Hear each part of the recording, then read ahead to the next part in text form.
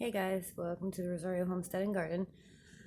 Today is day 4, right? Day 4 of the starter yeast, I think. Yeah, day 4. Okay, so today we're going to do the same method. I'm going to put it into a plastic bowl.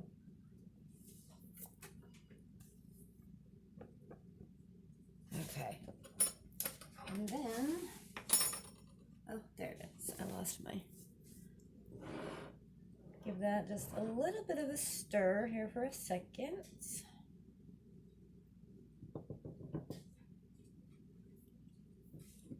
All right.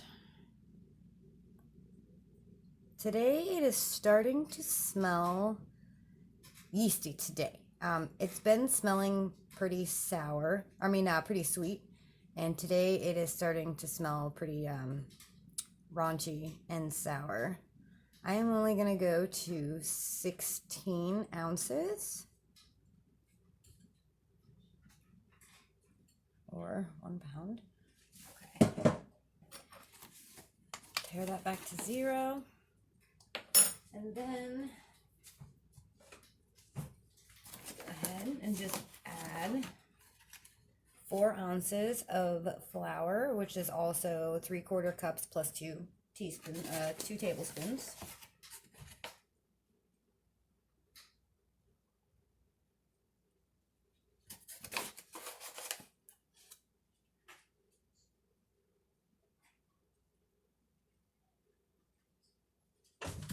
Okay. Back to 0. And then 4 ounces of water is a 1/2 cup. Warm water, about 80 degrees. Whoop, a little bit more. You know what? Let me go ahead and just... Okay.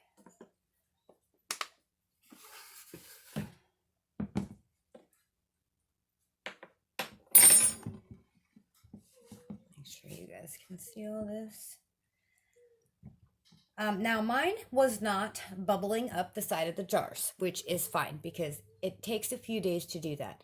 As long as you get the bubbles on top, the bacteria is growing that it needs to grow to stop anything else from happening, and then also to let the yeast grow. So if you don't have, like if your yeast starter isn't growing up the sides right now and it's not expanding and it's not bubbles all over the side of the jar, don't worry about that yet. Keep feeding it every day and give it a few days. Like I said, right now we're kind of in spring where I'm at in Ohio. It can be 70 and then snow tomorrow. And, you know, it's right now, I think it's like 40 degrees. I'm not sure. It's pretty chilly out. It's only 66 degrees in my house, but we're supposed to get up to like, I don't know, I think 68 today or, you know, something like that. So it has a lot to do, you know, temperature changes, weather-wise, rain, humidity, everything. So wild yeast takes a little while to get going. Once it gets going, you'll see the difference and you can, you know, work with it from there. But don't give up yet because it's not, because it's not bubbled up the side. And this is just all-purpose flour. Different flours also take different times. Regular 100% all wheat flour, it can take up to a month to actually gather the yeast bubble. Sorry guys, I had a call come in. Anyways, like I was saying, don't get discouraged if you don't see bubbles up the side or growth right away because it could take a while.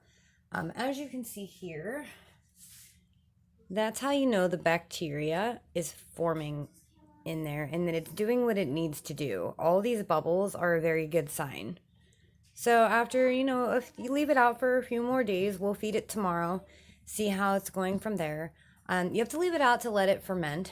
Also, one other thing, same as this too, just cover it loosely, you know, either with a towel or plastic wrap, and then put it aside in a warm spot. I started